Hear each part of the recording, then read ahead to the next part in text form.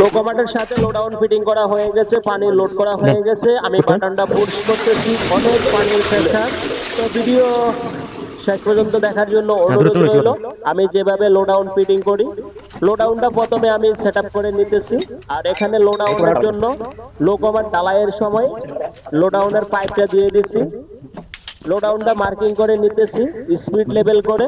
তো মার্কিং করা হয়ে গেছে, লোডাউনটা সরায় নিচ্ছি, হ্যাঙ্গারটা খুলে নিচ্ছি। হ্যাঙ্গারটা মার্কিং বরাবর ধরে আমি দুইটা ছিদ্র করব, মার্কিং করে নিলাম দুইটা ছিদ্রের জন্য। 6 এর বিট দিয়ে ড্রিল করব। তো ড্রিলটা নর্মাল করে নিলাম, প্রথমে টাইল ছিদ্র করে নিতেছি। এক সাইড হয়ে গেছে, পরের সাইড ছিদ্র করে নিচ্ছি, হ্যামারিং মুভ করে নিচ্ছি। পুরোপুরি ড্রিল করা হয়ে গেছে। এখানে দুইটা রয়্যাল প্লাগ দেব, একটা রয়্যাল প্লাগ মারা হয়ে গেছে, পরেরটা মাইরা নিতেছি। দুইটা রয়্যাল প্লাগ মারা হয়ে গেছে।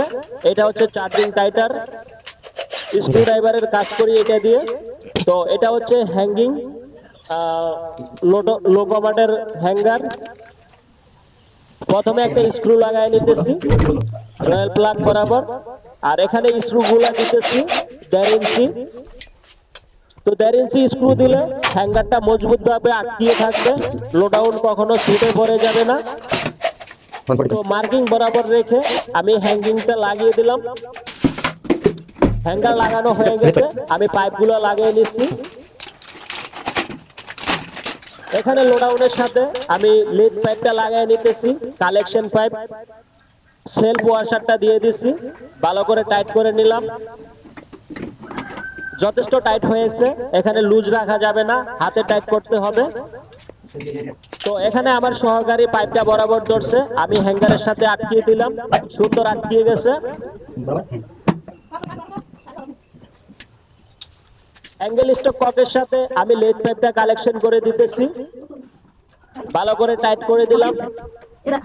পানির লাইনটা চালু করলাম, চালু হয়ে গেছে। লোডাউনের ভিতরে পানি প্রবেশ করা শুরু হয়ে গেছে। তো এখানে 5 লিটার পানিতে লোডাউনটা সেট আপ করতেছি, পানি ভরপুর পানি উঠতেছে। তো এখানে অ্যাঙ্গেল বলটা দেওয়া আছে, পানিটা বন্ধ হয়ে যাবে এখনই। যতটুকু মার্কিং আছে অতটুকু পানি হয়ে বন্ধ হয়ে গেছে। লোডাউনের কাভারটা আটকিয়ে দিতেছি, এখানে লোডাউনের বাটনটা ফিটিং করে দিতেছি। ভিতরের বাটন হোল্ডারটা আমি বরাবর করে নিচ্ছি। তো বাটনটা উপর থেকে পেঁচানো লাগিয়ে দিলাম। তো মোটামুটি ফিটিং হয়ে গেছে। পানির প্রেসার চেক করতেছি, ভালো প্রেসার হইতেছে। ভিডিও শেষ পর্যন্ত দেখার জন্য ধন্যবাদ। ভিডিও শেয়ার করে সবাইকে দেখার সুযোগ করে দেবেন।